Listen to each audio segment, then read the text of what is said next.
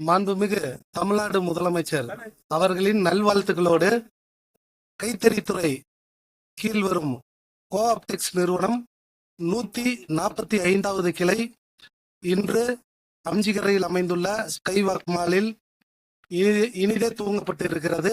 கடந்த ஆண்டு தீபாவளி விற்பனை 60 கோடியாக டார்கெட் செய்யப்பட்டு 52 கோடி ரூபாய் அளவில் விற்பனை செய்யப்பட்டு இருக்கிறது.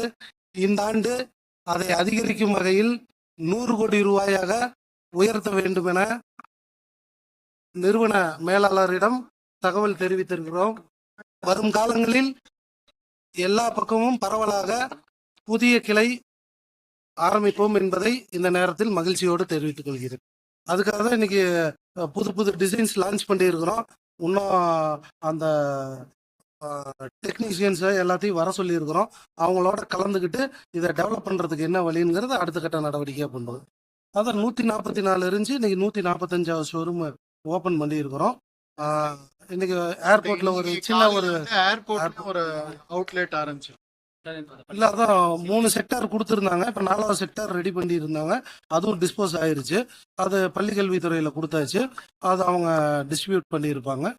இனிமேட்டு வருங்காலங்களில் என்ன செய்யணும்னு தமிழ்நாடு முதலமைச்சரோட கலந்துக்கிட்டு நல்ல முடிவாக